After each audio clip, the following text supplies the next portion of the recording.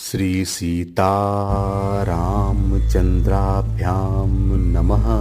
श्रीमद् वाल्मीकि रामायण महात्म्य चौथा अध्याय। चैत्र मास में रामायण के पठन और श्रवण का महात्म्य। कलिक नामक व्याध और उत्तंग मुनि की कथा। नारद जी कहते हैं, महर्षियों, अब मैं रामायण के पाठ और श्रवण के लिए उपयोगी दूसरे मास का वर्णन करता हूँ। एकाग्र चित्र होकर सुनो। रामायण का महात्म्य समस्त पापों को हर लेने वाला, पुण्यजनक तथा संपूर्ण दुखों का निवारण करने वाला है। यह ब्राह्मण क्षत्रिय वैश्य शूद्र और स्त्री, इन सब को समस्त मनोवांछित फल प्रदान करने वाला है। उससे सब प्रकार के व्रतों का फल भी प्राप्त होता है। वह दुख स्वप्न का नाशक, धन की प्राप्ति कराने वाला तथा भोग और मोक्ष रूप फल देने वाला है। अतः उसे प्रयत्न पूर्वक सुनना चाहिए। इस विषय में विज्ञ पुरुष एक प्राचीन इतिहास का उदाहरण देते हैं। वह इतिहास अपने पाठकों और श्रोताओं के समस्त पापों का नाश करने वाला है। प्राचीन कलियुग में एक कलिक नाम वाला व्याध रहता था। वह सदा पराई स्त्री और पराय धन के अपहरण में ही लगा रहता था। दूसरों की निंदा करना उसका नित्य का काम था। वह सदा सभी जंतुओं को पीड़ा दिया करता था। उसने कितने ही ब्राह्मणों तथा सैकड़ों हजारों गौओं की हत्या कर डाली थी। प्राय धन का तो वह नित्य अपहरण करता ही था, देवताओं के धन को भी हड़प लेता था। उसने अपने जीवन में अनेक बड़े बड़े पाप किए थे। उसके पापों की गणना करोड़ों वर्ष में भी नहीं की जा सकती थी। एक समय वह महापापी व्याध, जो जीव जंतुओं के लिए यमराज के समान भयंकर था, सौरवी नगर में गया। वह नगर सब प्रकार के वैभव से संपन्न, वस्त्राभूषणों से विभूषित, युवतियों द्वारा सुशोभित, स्वच्छ जल वाले सरोवर से अलंकृत तथा भांति भांति के दुकानों से सुसज्जित था। देवनगर के समान उसकी शोभा हो रही थी। व्याध उस नगर में गया। सौरवी नगर के उपवन में भगवान केशव का बड़ा सुंदर मंदिर था, जो सोने के अनेकानेक कलशों से ढका हुआ था। उसे देखकर व्याध को बड़ी प्रसन्नता हुई। उसने यह निश्चय कर लिया कि मैं यहाँ से बहुत सा स्वर्ण चुरा कर ले चलूंगा।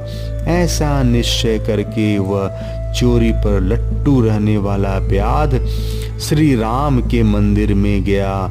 वहां उसने शांत तत्वार्थवेता और भगवान की आराधना में तत्पर उत्तंग मुनि का दर्शन किया, जो तपस्या के निधि थे। वे अकेले ही रहते थे। उनके हृदय में सबके प्रति दया भरी थी। वे सब ओर से निष्पृह थे। उनके मन में केवल भगवान के ध्यान का ही लोभ बना रहता था। उन्हें वहां उपस्थित देख व्याध ने उनको चोरी में विघ्न डालने वाला समझा।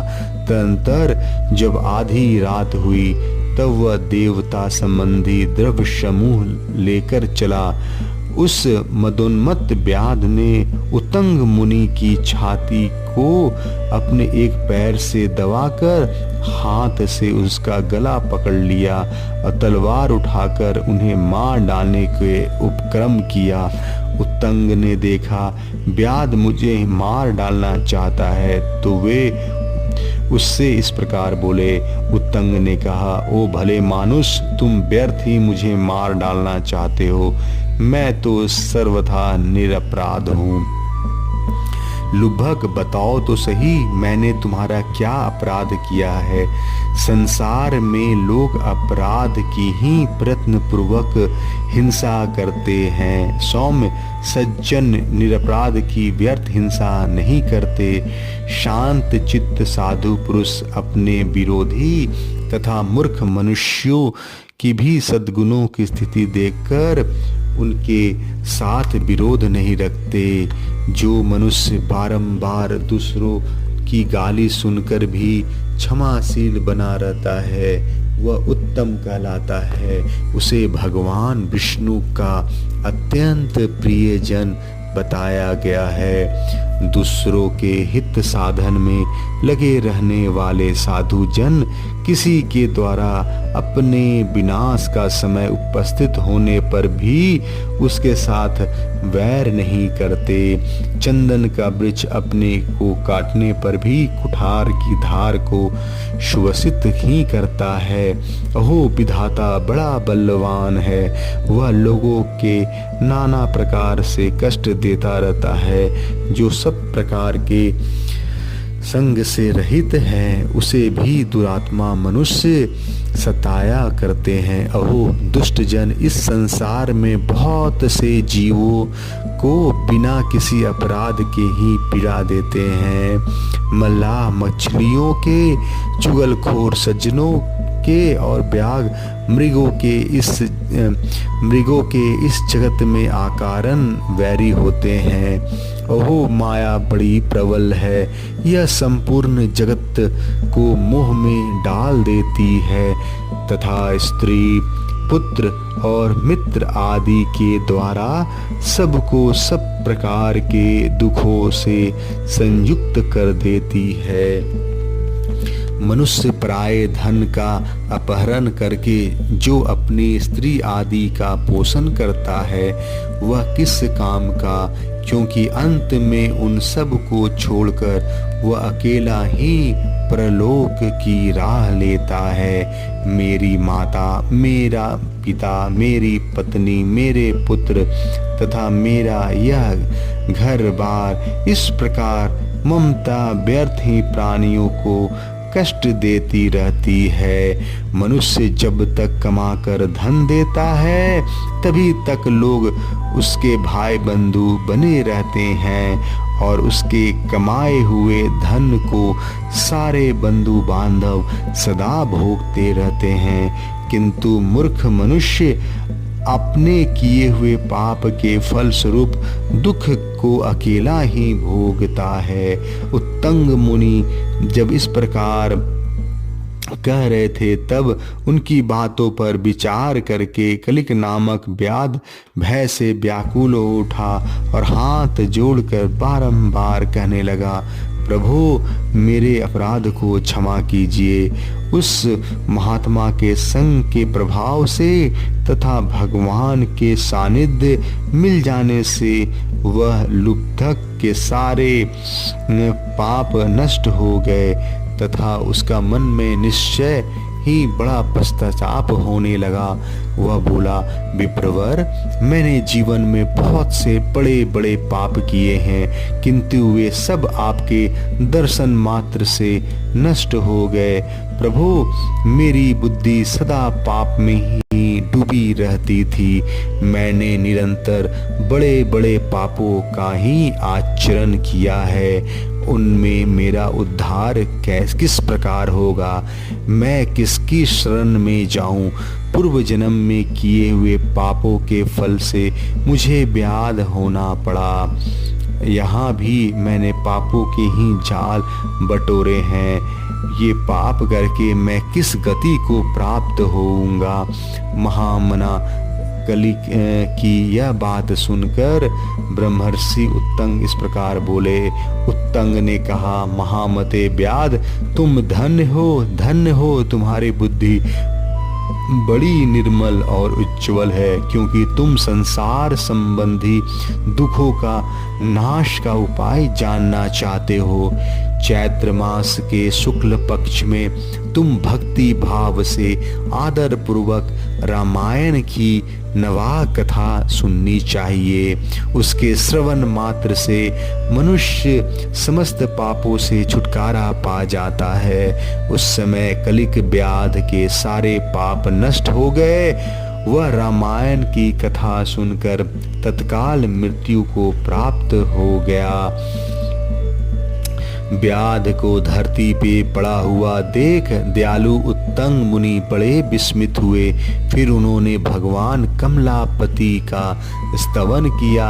रामायण की कथा सुनकर निष्पाप हुआ व्याध दिव्य विमान पर आरूढ़ हो उत्तंग मुनि से इस प्रकार बोला, विद्वान, आपके प्रसाद से मैं महापातकों के संकट से मुक्त हो गया, अतः मैं आपके चरणों को प्रणाम करता हूँ। मैंने जो किया है मेरे उस अपराध को आप क्षमा कीजिए। सूत जी कहते हैं, ऐसा कहकर कलिक ने मुनि श्रेष्ठ उत्तंग पर देव कुसुमों की वर्षा की और 3 बार उनकी परिक्रमा करके उन्हें बारंबार नमस्कार किया। तत्पश्चात अप्सराओं से भरे हुए संपूर्ण मनोवांछित भोगों से संपन्न विमान पर आरूढ़ हो वह श्री हरि के परम धाम में जा पहुंचा। अतः विप्रवरो, आप सब लोग रामायण की कथा सुने। चैत्र मास के शुक्ल पक्ष में यत्न पूर्वक रामायण की अमृतमयी कथा का नवा परायण अवश्य सुनना चाहिए। इसलिए रामायण सभी ऋतुओं में हितकारक है। इसके द्वारा भगवान की पूजा करने वाले पुरुष मन से जो जो चाहता है उसे निसंदेह प्राप्त कर लेता है। सनत कुमार, तुमने जो रामायण का महात्म्य पूछा था वह सब मैंने बता दिया है। अब और क्या सुनना चाहते हो? जय श्री राम। 4वां अध्याय समाप्त।